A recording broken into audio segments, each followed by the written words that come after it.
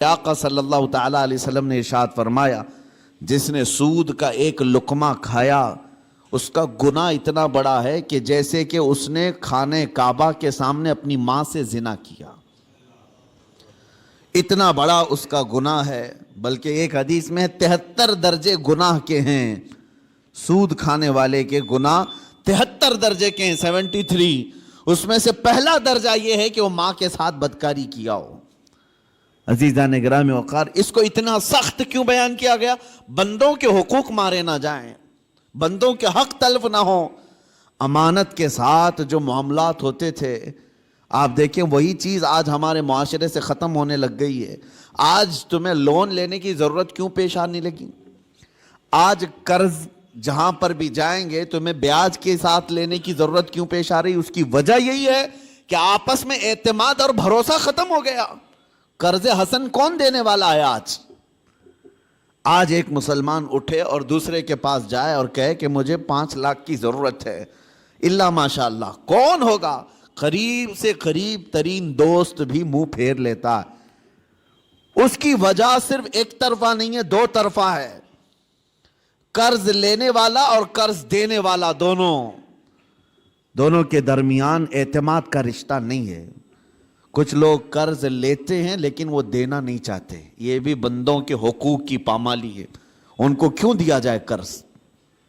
لوگ ڈرتے اسی لیے کہ 5 لاکھ دوں کہ 1 لاکھ دوں، یہ تو دینے کا نام ہی نہیں لیتا۔ اور کچھ لوگوں کی لت پڑ جاتی عادت، اس سے بھی مانگا اس سے بھی مانگا اور قرض میں ڈوبتے چلے گئے۔ وہ ایسے بھکاری بن جاتے ہیں کہ ان کے لیے دروازے بند ہو جاتے ہیں۔ حدیث پاک سنو، رسول کریم صلی اللہ علیہ وسلم ارشاد فرماتے ہیں، جس نے قرض لیتے وقت یہ سوچا کہ دیکھا جائے گا ادا کرنے کی اس کی نیت نہیں تھی، حضور صلی اللہ تعالیٰ علیہ وسلم فرماتے ہیں اس پر اللہ تعالیٰ زمین کو اور تنگ کر دیتا ہے، اس کے لیے دروازے تنگ ہو جاتے ہیں۔ اور فرماتے ہیں کہ جس نے قرض لیا اور دینے کی نیت تھی اور یہ سوچا کہ میری ناک زمین پر رگڑ جائے لیکن میں اس کا حق دوں گا، حضور فرماتے ہیں اللہ اس کے لیے روز دروازہ کھولتا ہے، اس کے لیے اسباب پیدا کرتا ہے۔ یہاں لینے والے کی دل میں خیال ہی نہیں رہ گیا کہ سامنے والے سے میں نے رقم لیا ہے، بے چینی شروع ہو جانی چاہیے، ہمیں بے قراری شروع ہو جانی چاہیے۔ کسی کا قرض لیا ہے تو نیند اڑ جائے کہ نہیں میرے بھائی کا قرض ہے مجھے واپس دینا ہے۔ لیکن یہاں معاملات ایسے نہیں رہ گئے، جس کی وجہ سے آج دنیا نے تمہیں سود کا عادی بنا دیا۔ اب کون دیتا ہے قرض حسن؟ قرض حسن کا مطلب کیا ہے؟ 1 لاکھ روپے میں آپ کو دیا اور بدلے میں آپ نے بھی 1 ہی لاکھ روپے لوٹایا، یہ قرض حسن اچھا قرض ہے۔ پہلے یہ ہوا کرتا تھا آپس میں مومنوں کے درمیان قرض، لیکن جب لوگوں کے معاملات خراب ہو گئے تو کون دینا چاہتا ہے اور لینے والا بھی آج کل لوٹانا نہیں چاہتا، تو یہ معاملات ختم ہونے لگ گئے۔ اور اس کی وجہ کیا بنی؟ جب اعتماد کا رشتہ ٹوٹ گیا تو تم سود کے کاروبار میں پڑ گئے۔ اب تمہارے پاس کوئی راستہ نہیں رہ گیا، جاؤ بینکوں سے لون لو یا غیر مسلموں سے بھاری سود میں قرض اٹھاؤ اور اپنے کام کرتے رہو۔ یہ سب کی نوبت صرف اسی وجہ سے آئی کہ آپس کے رشتے خراب ہیں، یہ معاملات خراب ہیں، ایک دوسرے کے ساتھ محبت کا رشتہ نہیں ہے۔ عزیزان گرامی وقار، یہ کام صرف ہم نے اپنے ہاتھوں تباہ کیا ہے، اپنے ہاتھوں برباد کیا ہے۔ آپ کو اندازہ ہو، ایک صحابی حضور صلی اللہ تعالیٰ علیہ وسلم کے پیچھے نماز پڑھتے تھے اور صبح فجر کی نماز میں بہت جلدی بھاگ کر چلے جاتے تھے، سلام پھیرتے ہی نکل جاتے۔ ایک دن ان کو صحابہ اکرام نے روک لیا کہ آپ حضور کے پیچھے نماز پڑھتے ہیں اور رکتے نہیں ہیں۔ اللہ کے رسول صلی اللہ تعالیٰ علیہ وسلم سے ان کی شکایت بھی کی۔ حضور صلی اللہ علیہ وسلم نے ان سے پوچھا کیا بات ہے فجر کی نماز میں اتنی جلدی بھاگ جاتے ہو؟ اس صحابی نے جواب میں کیا عرض کیا، کہا یا رسول اللہ صلی اللہ علیہ وسلم، میرا گھر اور ایک یہودی کا گھر دونوں متصل ہے، لگے ہوئے ہیں، اور اس یہودی کے گھر کے آنگن میں ایک کھجور کا درخت ہے جس کی شاخیں میرے گھر کے آنگن میں بھی آتی ہیں، اور صبح صبح پکی کھجوریں میرے آنگن میں گر جاتی ہیں، میں اس لیے بھاگ کر جاتا ہوں کہیں میرے بچے جلدی اٹھ کر کے وہ کوئی کھجور کھا نہ لیں۔ میں وہ کھجوریں جمع کرتا ہوں اور اپنے پڑوسی کو اس کی امانت لوٹا دیتا ہوں۔ روز میرا یہ کام ہے، مجھے ڈر لگا رہتا ہے کہ کہیں میرے بچے وہ ناجائز کھجوریں نہ کھا لیں، پڑوسی کی کھجوریں جو ہمارے آنگن میں گری ہیں۔ یہ صحابہ کے اخلاق تھے۔ وہ یہودی تھا پڑوسی، اس کی ایک کھجور کھانا بھی انہیں گوارا نہیں تھا۔ کیا ہم نے بچوں کی یہ تربیت کی ہے؟ دوسرے کا مال نہیں اٹھانا چاہیے۔ یہاں تو بازار میں جا کر بھاؤ پوچھتے ہوئے نہ جانے کتنے انگور کھا جاتے ہیں لوگ، پھل پوچھتے پوچھتے کتنے تو چیک کرنے میں کھا جاتے ہیں، جبکہ یہ بھی جائز نہیں، بغیر اس کی اجازت کے، بغیر اس کی اجازت کے تمہارے لیے جائز نہیں ہے۔ اس صحابی کی یہ بات سن کر نبی پاک صلی اللہ تعالیٰ علیہ وسلم نے ارشاد فرمایا، کوئی ہے ہم میں سے، میرے صحابہ میں سے، جو اس یہودی کا درخت خرید کر کے میرے اس صحابی کو دے دے تاکہ یہ سکون سے نماز پڑھ سکے۔ سوچو میرے عزیز ہو، اس وقت رسول پاک صلی اللہ تعالیٰ علیہ وسلم نے جب یہ ارشاد فرمایا تو صحابہ نے کہا کہ یا رسول اللہ، ہم اس یہودی کو بلاتے ہیں، کیا وہ بیچنے کو راضی ہے؟ اس پڑوسی کو بلائے جس کی کھجوریں یہ روز امانت کے ساتھ جمع کر کے اس کو دیتے تھے۔ وہ آیا، حضور صلی اللہ علیہ وسلم نے پہلے اس سے کہا کہ تو یہ اپنا درخت میرے اس صحابی کو دے دے۔ کہا کہ ایسے تو نہیں دے سکتا۔ کہا بدلے میں تو جنت کی کھجوروں کے درخت لے لے۔ اس نے کہا مجھے اس چیز پر یقین نہیں ہے، اگر بیچنا ہے تو میں قیمت میں بیچوں گا۔ جب حضور نے یہ جنت کی بات کی تو صحابہ جو بیٹھے تھے اس میں سے ایک صحابی حضرت ابو الدحداء وہ کھڑے ہوئے، کہا یا رسول اللہ صلی اللہ علیہ وسلم، اس ایک درخت کے بارے میں آپ نے فرمایا ہے کہ جنت کے درخت ملیں گے، کیا یہ میں اگر خرید لوں تو مجھے بھی ملیں گے؟ میں اگر خرید کر کے اس صحابی کو دے دوں؟ حضور صلی اللہ تعالیٰ علیہ وسلم نے ابو الدحداء سے کہا اگر تم خرید کر کے دیتے ہو تو اللہ تجھے بھی بہترین باغیچہ عطا کرے گا۔ وہ حضرت ابو الدحداء اس یہودی کا ہاتھ پکڑ کر کے باہر لاتے ہیں، چلو ہم ڈیل کرتے ہیں، ایک درخت میرے بھائی کو تجھے دینا ہے، بدلے میں بتا کیا لینا چاہتا ہے، کیا لینا چاہتا ہے؟ وہ مانتا نہیں تھا۔ حضرت ابو الدحداء کون صحابی ہیں میں آپ کو بتا دوں، اوالی مدینہ، مدینہ کا ایک علاقہ جہاں آج بھی اوالی اس کو کہتے ہیں، مسجد قباء کے قریب، وہاں کے کھجوریں دنیا کی سب سے بہترین کھجوریں مانی جاتی ہیں۔ اوالی مدینہ دنیا کی سب سے بہترین کھجوریں، مدینے میں بھی اوالی مدینہ کی کھجوریں سب سے اعلیٰ، اور اوالی مدینہ میں سب سے حسین و جمیل کسی کا باغیچہ تھا تو حضرت ابو الدحداء کا تھا۔ بہترین گھر بھی تھا اس باغیچے کے اندر، اور بہترین خوبصورت باغیچہ جس میں نہر بھی تھی۔ حضرت ابو الدحداء نے کہا کہ اس یہودی سے تو مجھے جانتا ہے؟ کہا کہ تجھے مدینے کا کون آدمی نہیں جانتا، تو ابو الدحداء ہے، باغیچے کے نام سے ہی لوگ جانتے ہیں، حسین و جمیل باغیچہ ہے۔ حضرت ابو الدحداء نے کہا کیا تو اس بات پر راضی ہے کہ میں وہ پورا باغیچہ اس ایک درخت کے حوالے دیتا ہوں، چاہتا ہوں یہ ایک درخت تو دے دے میرے اس بھائی کو، میں باغیچہ پورا دے دوں۔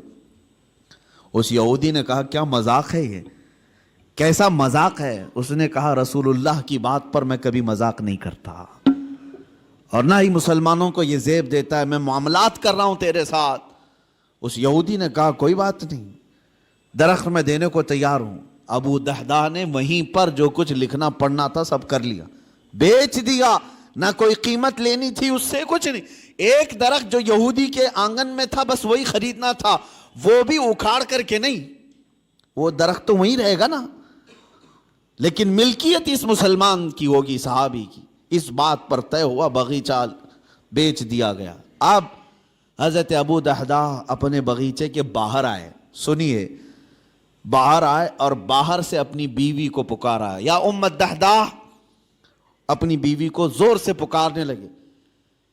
تو ان کی بیوی اندر باغیچے کے اندر اپنے حسین و جمیل گھر میں تھی، وہاں سے آواز سن کر کے کہتی ہیں کیا بات ہے کہ تم اندر نہیں آتے، باغیچے کے باہر سے مجھے آواز دے رہے ہو؟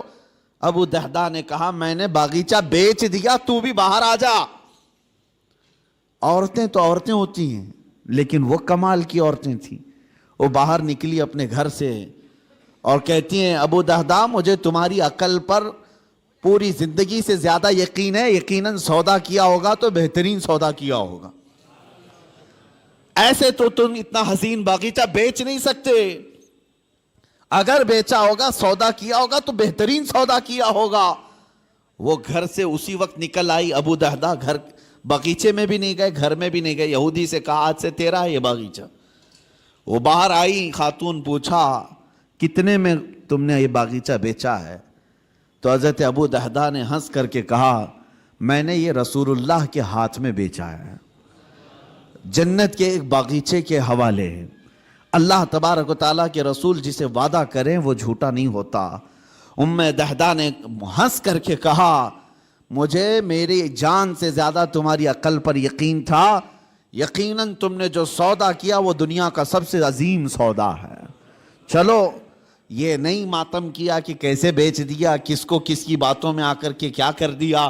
وہ خاتون بھی صحابیہ تھیں, رسول پاک صلی اللہ علیہ وسلم پر ایمان رکھتی. تو باہر آئے یہ دونوں لوگ. اب سنیے, وہ یہودی جو ہے رات کو اپنی بیوی کے پاس آتا ہے اور ہنستا ہے. مسلمانوں سے بڑا بیوقوف میں نے کسی کو دیکھا نہیں. انہوں نے میرے آنگن میں موجود ایک درخت کے بدلے مدینے کا ایک حسین و جمیل باغیچہ میرے ہاتھ میں دے دیا. لیکن یہ بھی تو دیکھو کہ درخت تو وہ ہمارا ہی رہے گا, وہ ہمارے آنگن میں ہے. درخت کو کون اکھاڑے گا, کون نکالے گا؟ وہ اپنی بیوی سے رات بھر ہنسی مذاق کرتا رہا کہ مسلمانوں کو میں نے بیوقوف بنا دیا. اور وہ صحابی جو صبح نماز سے فوراً بھاگ کر اپنے گھر آتے تھے کھجوریں چننے کے لیے, آج وہ مسجد نبوی میں حضور کے پیچھے نماز پڑھ رہے ہیں, سکون و اطمینان کے ساتھ نماز پڑھتے رہے. اور اس کے بعد نماز ہو گئی تو حضور صلی اللہ تعالیٰ علیہ وسلم نے صحابہ سے کہا کہ چلو اس صحابی کے ساتھ چلتے ہیں وہ درخت دیکھنے کے لیے, اس لیے کہ کسی کا گمان ہے کہ اس نے مسلمانوں کو بیوقوف بنا دیا. حضور پاک صلی اللہ تعالیٰ علیہ وسلم صحابہ کے ساتھ آئے اور اس صحابی کے گھر کے پاس جو یہودی کے آنگن میں درخت تھا, صحابہ فرماتے ہیں جب ہم قریب پہنچ کر کے دیکھے تو وہ درخت خود اکھڑ کر کے اس صحابی کے آنگن میں آ چکا تھا. خود ان کے آنگن میں وہ درخت موجود تھا. عزیزان گرامی وقار, یہ لمبی حدیث ہے, اس میں مجھے جو عرض کرنا تھا وہ یہی تھا کہ اس صحابی کے عمل کو دیکھو کہ وہ ایک مشت کھجوریں بھی اپنے بچوں کو ناجائز طریقے سے نہیں کھانے نہیں دینا چاہتے. ہمارے معاملات جب خراب ہو گئے آج تو لوگوں کا اعتماد اور بھروسہ بھی نکلنے لگ گیا. یہاں لوٹ کھسوٹ ایسی کچھ چیزوں کی میں نشاندہی کرتا ہوں کہ اللہ کا عذاب کس قوم پر آیا تھا. ایک بہت بڑی قوم, حضرت شعیب علیہ السلام کی قوم. ان کے بارے میں قرآن میں ہے وَيَا قَوْمِ أَوْفُوا الْمِكْيَالَ وَالْمِيزَانَ بِالْقِسْطِ وَلَا تَبْخَسُوا النَّاسَ أَشْيَاءَهُمْ. حضرت شعیب علیہ السلام اپنی قوم کو بار بار ڈراتے تھے کہ ماپ تول میں کمی مت کرنا, ناپ تول میں کمی مت کرنا, برابر انصاف کے ساتھ لوگوں کو غلہ دیا کرو. وہ لوگ کیا کرتے تھے جس کو ڈنڈی مارنا کہتے ہیں, یعنی کلو کے کانٹے میں جو ہے فرق کر دینا اور کہیں سے کچھ نہ کچھ سیٹنگ کر کے مال تھوڑا سا سامنے والے کو کم جائے. اس گناہ میں مبتلا تھی وہ قوم, اور اس کو اللہ کے نبی حضرت شعیب علیہ السلام اس قوم کو ڈراتے رہے یہ زمین میں فساد ہے, اس چیز سے باز آؤ. وہ باز نہیں آتے تھے. جانتے ہو ناپ تول میں کمی کرنے کی وجہ سے اللہ کا بھیانک عذاب ان پر آیا, بہت سخت ترین عذاب آیا. قوم شعیب ہمیشہ کے لیے ہلاک کر دی گئی, اس کو قوم سمود بھی کہتے ہیں. حضرت شعیب علیہ السلام کی قوم پوری ہلاک و برباد ہو گئی, ناپ تول میں کمی کرتی تھی. آج ہو سکتا ہے کہ ترقی یافتہ دور میں ناپنے کی چیزیں بدل گئی ہوں, لیکن اگر اس میں بھی کوئی خیانت کرتا ہے ذرا برابر بھی, وہ اللہ کے عذاب میں گرفتار ہوگا. اس کی برکتیں ختم کر دی جائیں گی, اس کے چہرے کی رونق ختم کر دی جائے گی. اسی لیے میرے عزیزو ان معاملات میں پابند ہو جاؤ اور دیکھنا کہ ہمارے معاملات بالکل صحیح ہو جائیں گے. غیر مسلموں کے حالات تو آج ایسے کہ وہ لوگ اس چیز پر سختی کرتے ہیں.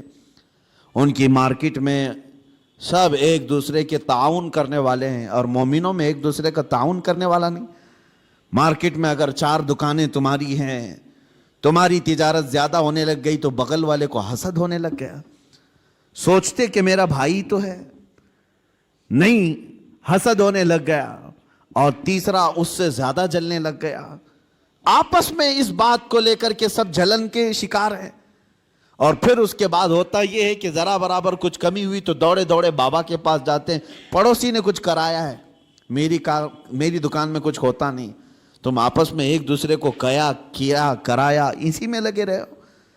بلکہ ہم کچھ بازاروں میں گئے ہیں, دیکھا ہے, اور کسی کی دکان پر, غیر مسلم کی بات کر رہا ہوں, کوئی سامان نہیں مل رہا ہے, تو وہ سامان نہیں مل رہا ہے تو یہ نہیں کہتا کہ چلے جاؤ دوسری جگہ, بلکہ وہ وہیں کھڑا ہو کر کے اپنے کسی بھائی کا ریفرنس دیتا ہے, کہتا ہے فلاں جگہ یہ ملے گا, یہاں جاؤ اور میرا نام لے کر کے کہو. وہ آپس میں تعاون ہے ایک دوسرے کا. مومنوں, آپ سب لوگ ایک دوسرے کے تعاون میں جب تک نہ آئیں تو رحمت خداوندی سے محروم رہو گے. اللہ تبارک و تعالیٰ کا عذاب آئے گا معاملات میں خراب ہونے سے. اسی لیے سود کو حرام اسی لیے کیا گیا تھا کہ دوسروں کے حق نہ مارے جائیں.